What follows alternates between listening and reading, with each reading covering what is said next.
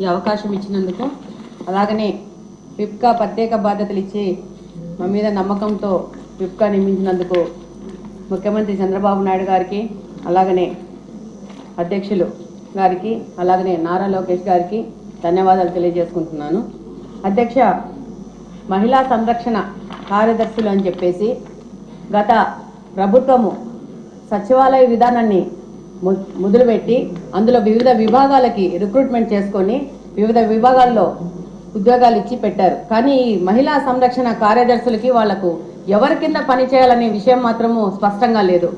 వాళ్ళకి ట్రాన్స్ఫర్లు కావాలంటే పోలీస్ డిపార్ట్మెంట్ దగ్గరికి వెళ్లాల్సి వస్తుంది. వాళ్ళ మీద అడ్మినిస్ట్రేషన్ మాత్రం మున్సిపల్ డిపార్ట్మెంట్ చేస్తూ ఉంది. వాళ్ళ మీద ఎగ్జిక్యూషన్ మాత్రం ఎవరు చేస్తున్నారో తెలియని విధంగా తయారైపోయింది. వీళ్ళని చాలా డిపార్ట్మెంట్లు ఇప్పుడు మనకు సచివాలయంలో చూస్తే ఎక్కడైనా వాళ్ళకి ఇచ్చిన జాబ్ చార్ట్ ప్రకారం ఎక్కడైనా అక్రమ కట్టడాలు జరిగితే వాళ్ళు వెళ్ళి ఇన్ఫార్మ్ చేయాలని ఉంది. అలాగని అంగన్వాడీలోకి వెళ్ళిపోయేసి అంగన్వాడీలలో ప్రెగ్నెంట్ ఉమెన్ కానీ, అనిమిక్ పేషెంట్స్ కానీ, ఆఫ్టర్ డెలివరీ అయిపోయినాక లాక్టిక్ ఉమెన్స్ కానీ సంరక్షణ కూడా వీళ్ళకే అప్పచెప్పడం జరిగింది అధ్యక్ష.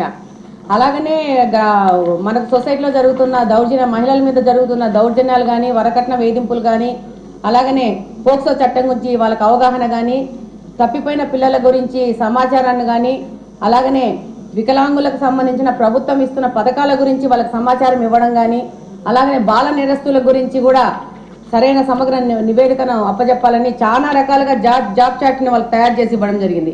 కానీ వాస్తవంగా ఈరోజు సచివాలయంలో గమనిస్తే ఈ యొక్క మహిళా సంరక్షణ కార్యదర్శులు ఏం పని చేస్తున్నారంటే జిరాక్స్ మిషన్లో పేపర్లు పెట్టుకుంటూ తీసుకుంటూ టైంపాస్ చేస్తున్నారు. కానీ వాళ్ళకి జాబ్ ఏంటి, వాళ్ళు చేయాల్సిన పని ఏంటనేది దిశానిర్దేశం లేకుండా వాళ్ళది ఒక పోస్ట్ వేస్ట్ అయిపోయిన విధంగా తయారైపోయింది. ఇప్పుడు మంచి ప్రభుత్వం, తెలుగుదేశం ప్రభుత్వం, కూటమి ప్రభుత్వం వచ్చింది. ఈ యొక్క సచివాలయ ప్రక్షాళన అనేది చేయాల్సిన అవసరం ఎంతగానో ఉంది. వీళ్ళకి వీళ్ళ డ్యూటీస్ అనేసి ఒకసారి ప్రభుత్వం ఆలోచించి వాళ్ళకి సరైన దిశానిర్దేశం ఇవ్వాల్సిన అవసరం ఉంది అధ్యక్ష. నమస్కారం అధ్యక్ష. శ్రీమతి విజయశ్రీ గారు, మినిస్టర్ గారు, మీరు రిప్లై అధ్యక్ష, గౌరవ సభ్యులు రవికుమార్ గారు, చరితారెడ్డి గారు, మాధవిరెడ్డి గారు ఇచ్చిన వాళ్ళు అడిగిన క్వశ్చన్స్కి అధ్యక్ష, ఇక్కడ ఇది ఒక పెద్ద అంటే లాస్ట్ గవర్నమెంట్ అసలు అంటే ఇటువంటి దాన్ని ఏమంటారు యాక్ట్లను కూడా చదువుకోకుండా ఎంత గుడ్డిగా ఇటువంటి జీవోలు ఇష్యూ చేసిందని చెప్పడానికి ఇది ఒక తార్కాణం కింద మనం భావించవచ్చు అధ్యక్ష. ఎందుకంటే యాక్చువల్గా వీళ్ళని మహిళా లేదా గ్రామ వార్డు మహిళా సంరక్షణ కార్యదర్శుల కింద ఇందాక సభ్యులు చెప్పినట్టుగా జీవో నెంబర్ MS నెంబర్ 129 ప్రకారం 2019లో వీళ్ళు నియమించడం జరిగింది అధ్యక్ష. ఓవరాల్గా చూస్తే అధ్యక్ష వీళ్ళు 15,000 మంది రిక్రూట్మెంట్ చేస్తే అధ్యక్ష దగ్గర 13,815 మంది ఈరోజు కార్యదర్శుల కింద మహిళా సంరక్షణ కార్యదర్శుల కింద పనిచేసే పరిస్థితి ఉంది అధ్యక్ష. అందులో సుమారుగా 1,189 ఆటోమేటిక్గా ఇంకా ఖాళీలు ఉన్నాయి అధ్యక్ష. అయితే 13,815 మందికి అధ్యక్ష 2021కి వచ్చేసరికి మళ్ళీ జీవో నెంబర్ 60 ప్రకారం చేసుకుని వాళ్ళని ఒక మహిళా రక్షణ కార్యదర్శుల కింద వార్డు లేక గ్రామ మహిళా రక్షణ కార్యదర్శుల కింద మార్చి వాళ్ళకి ఒక సపరేట్ జాబ్ చార్ట్ ఇచ్చారు అధ్యక్ష. జాబ్ చార్ట్లో కూడా అధ్యక్ష చూస్తే పోలీస్ డిపార్ట్మెంట్ ఇందాక కోన రవికుమార్ గారి సభ్యులు చెప్పినట్టుగా ఒక చీఫ్ సెక్రటరీకి ఎన్ని బాధ్యతలు ఉంటాయి అన్ని బాధ్యతలు కూడా ఒక గ్రామ మహిళా సంరక్షణ కార్యదర్శికి అప్పచెప్పడం అన్నది చూస్తేనే అధ్యక్ష వీళ్ళ తాలూకు అవివేకం అన్నది లాస్ట్ గవర్నమెంట్ తాలూకు అవివేకం అన్నది చాలా క్లియర్గా అర్థమవుతుంది అధ్యక్ష. ఎందుకంటే అధ్యక్ష ఈ రోజు మనం ఇక్కడ చూసుకుంటే అధ్యక్ష పోలీస్ డిపార్ట్మెంట్లో ఒక ఉద్యోగం సాధించాలంటే వాళ్ళు శారీరక దారుఢ్య పరీక్షలు వాళ్ళు నెగ్గాలి, రిటర్న్ టెస్ట్ వాళ్ళ ఎగ్జామ్ పాస్ అవ్వాలి, 9 months ట్రైనింగ్, కఠోరమైన ట్రైనింగ్ ఉంటుంది అధ్యక్ష. కఠోరమైన ట్రైనింగ్ తర్వాతనే ఆ పోలీస్ కానిస్టేబుల్స్ కింద వాళ్ళు అందరూ కూడా బయటకు వచ్చి పోలీస్ డిపార్ట్మెంట్ వర్క్ చేసే పరిస్థితి ఉంటుంది అధ్యక్ష. కానీ వీళ్ళని మహిళా రక్షణ కార్యదర్శి కింద ఏర్పాటు చేసిన తర్వాత కేవలం 2 వారాలు వాళ్ళకి ట్రైనింగ్ ఇచ్చి, ఒకటేమో ఒక వారం పోలీస్ డిపార్ట్మెంట్ వాళ్ళు, ఇంకొక వారం ICDS డిపార్ట్మెంట్ వాళ్ళు ట్రైనింగ్ ఇచ్చి ఓవరాల్గా చెప్పాలంటే వీళ్ళు గ్రామాల మీదకి వదిలేశారు అధ్యక్ష. వాళ్ళు పంపించిన తర్వాత కూడా వాళ్ళకి ఇష్టాలు కూడా గ్రహించకుండా పోలీస్ డ్రెస్ కూడా వాళ్ళకి వేయటానికి ఇంచుమించుగా పోలీస్ యూనిఫామ్ కూడా వాళ్ళకి వేయాలి అని చెప్పి వాళ్ళు రిస్ట్రిక్ట్ చేస్తే వాళ్ళు కూడా దానికి భయపడి బాధపడి చాలా మంది కోర్టులకు వెళ్ళిన సందర్భాలు కూడా ఉన్నాయి అధ్యక్ష. ఈ రోజు కోర్టులో దగ్గర 7 రిట్ పిటిషన్లు మహిళా కార్యదర్శికి సంబంధించి ఇది ఒక పెద్ద అంటే లాస్ట్ గవర్నమెంట్ అసలు అంటే ఇటువంటి దాన్ని ఏమంటారు యాక్ట్లను కూడా చదువుకోకుండా ఎంత గుడ్డిగా ఇటువంటి జీవోలు ఇష్యూ చేసిందని చెప్పడానికి ఇది ఒక తార్కాణం కింద మనం భావించవచ్చు అధ్యక్ష. ఎందుకంటే యాక్చువల్గా వీళ్ళని మహిళా లేదా గ్రామ వార్డు మహిళా సంరక్షణ కార్యదర్శుల కింద ఇందాక సభ్యులు చెప్పినట్టుగా జీవో నెంబర్ ఎంఎస్ నెంబర్ 129 ప్రకారం 2019లో వీళ్ళు నియమించడం జరిగింది అధ్యక్ష. ఓవరాల్గా చూస్తే అధ్యక్ష వీళ్ళు 15,000 మంది రిక్రూట్మెంట్ చేస్తే అధ్యక్ష దగ్గర 13,815 మంది ఈరోజు కార్యదర్శుల కింద మహిళా సంరక్షణ కార్యదర్శుల కింద పనిచేసే పరిస్థితి ఉంది అధ్యక్ష. అందులో సుమారుగా 1,189 ఆటోమేటిక్గా ఇంకా ఖాళీలు ఉన్నాయి అధ్యక్ష. అయితే 13,815 మందికి అధ్యక్ష 2021కి వచ్చేసరికి మళ్ళీ జీవో నెంబర్ 60 ప్రకారం చేసుకుని వాళ్ళని ఒక మహిళా రక్షణ కార్యదర్శుల కింద వార్డు లేక గ్రామ మహిళా రక్షణ కార్యదర్శుల కింద మార్చి వాళ్ళకి ఒక సపరేట్ జాబ్ చార్ట్ ఇచ్చారు అధ్యక్ష.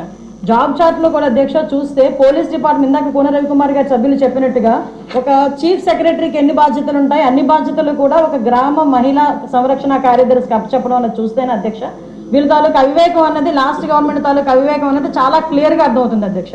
ఎందుకంటే అధ్యక్ష ఈ రోజు మనం ఇక్కడ చూసుకుంటే అధ్యక్ష పోలీస్ డిపార్ట్మెంట్లో ఒక ఉద్యోగం సాధించాలంటే వాళ్ళు శారీరక దారుఢ్య పరీక్షలు వాళ్ళు నెగ్గాలి, రిటర్న్ టెస్ట్ వాళ్ళ ఎగ్జామ్ పాస్ అవ్వాలి, 9 months ట్రైనింగ్ కఠోరమైన ట్రైనింగ్ ఉంటుంది అధ్యక్ష.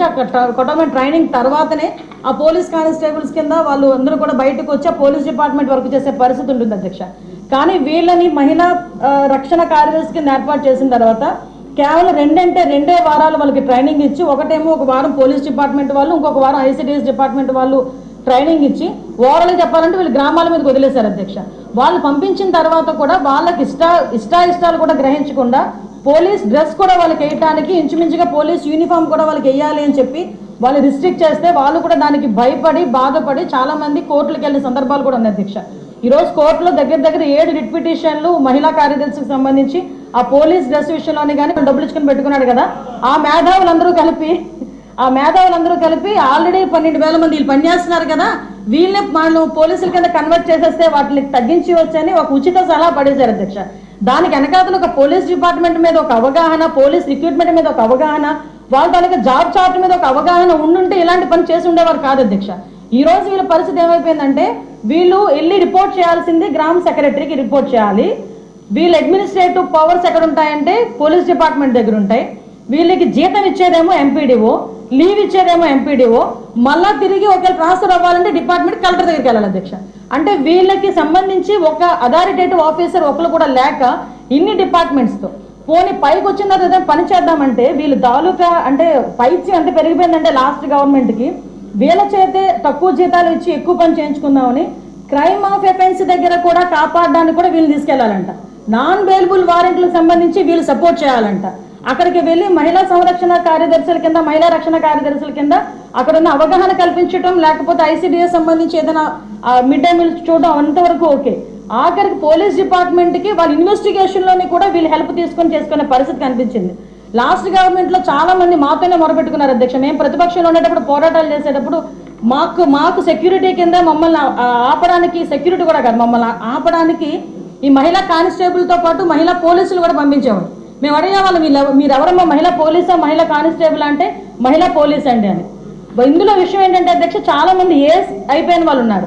మళ్ళీ ఇంకోటి ఏంటంటే ఎంటెక్లు బీటెక్లు చేసుకుని కొంతమంది ఫ్యామిలీస్ పోలీస్ డిపార్ట్మెంట్లోకి కొంతమంది యాక్సెప్ట్ చేస్తారు, కొంతమంది యాక్సెప్ట్ చేయకపోతారు. ఇలాంటి సిచ్యువేషన్స్ అన్నింటిలోని కూడా ఈరోజు వీళ్ళు పడుతున్న బాధ అధ్యక్ష వర్ణనాతీతం.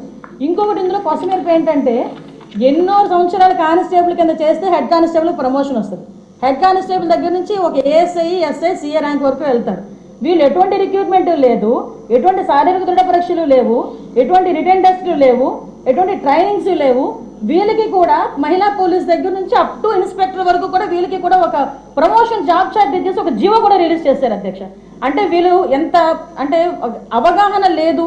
అప్పుడు మనందరం అనుకునే వాళ్ళం తొగ్గులకు పరిపాలన దానికి ఇది ప్రత్యేక సాక్ష్యం కింద మనం ఈ మహిళా రక్షణ కార్యదర్శుల గురించి చూడాలంటే ఇది మనం చెప్పుకోవచ్చు అధ్యక్ష.